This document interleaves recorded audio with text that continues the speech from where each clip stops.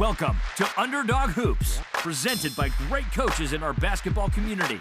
From the Underdog Hoops studio in Rancho Cucamonga, California, here is your host, Sam Farrar.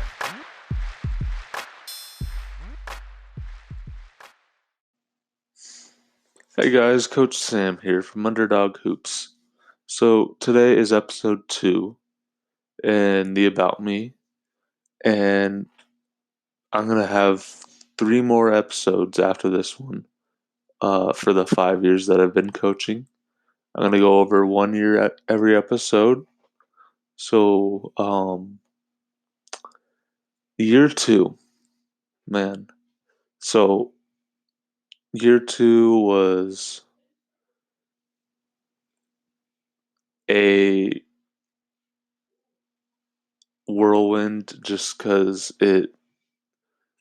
I didn't expect half the things to happen that did, and it wasn't the greatest group, but they were still pretty good. So that group in the summer, we started out in the summer. We got some summer talent. We had like 8 deep, um, and we had great bench pieces. We were pretty stacked, like more stacked than my other team, my first year team. And usually what would happen in our program, we would have the freshmen stay on freshmen for the summer, and then they would move up if they would like to, or if they got called up to like a JV or varsity. So in this case, we had all these stud freshmen in the summer, and we were 8 deep, easy. We were doing pretty good in our teams.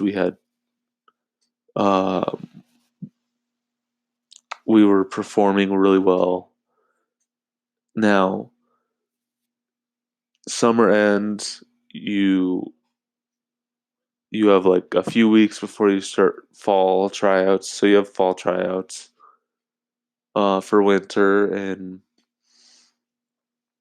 and I come back and I see that over half my starting staff or starting group was either transferred, didn't want to play, or their parents pulled them out. So what ended up happening was we were maybe 4 deep. So we didn't know what we were going to do.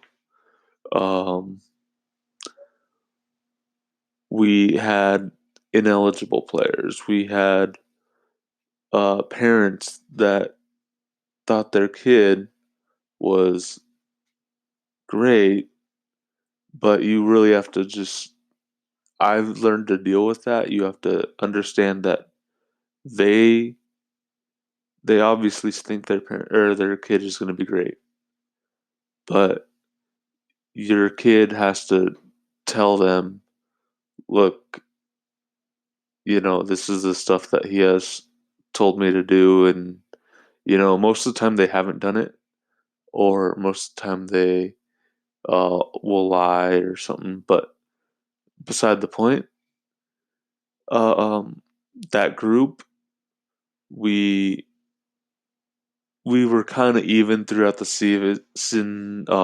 We didn't have the best record. I think the JV squad did that year. So we had some shooters. But we didn't have people that could handle the ball, and that was the problem. Is people would be dribbling and then get it stolen, and you can't run any offense if you can't dribble and command the ball. So with that year, it was a little harder for us. And now I know after 5 years of coaching, it's you understand more of what drills you need to do. Like I understand I do dribbling drills every single day because um they they just need to practice on it. And if they don't, they won't practice on it at home most of the time.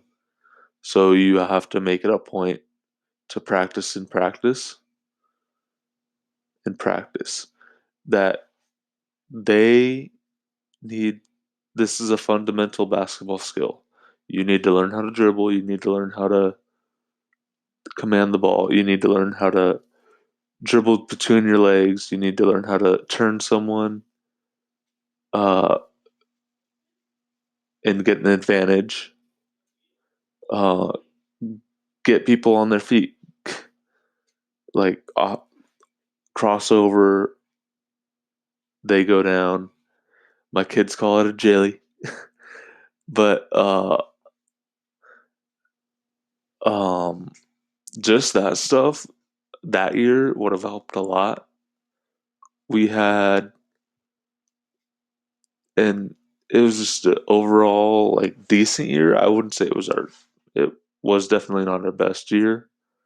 Uh, we have we have many aspects of this group that like one of our guards got pulled up, so that's why we couldn't dribble.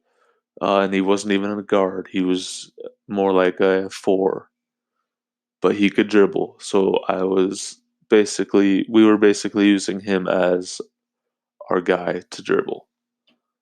Um, and that really was it for that second year. That second year was not the best year for us, but we learned a lot. Um, and that's all you could do is learn, grow from your mistakes, grow from year to year, and develop a culture and understanding of the sport of basketball. Um, and that group, I think we that group was uh, had got grasped that at the end of the year, um, and we were able to go on and uh, so that next third year, we'll be talking about tomorrow,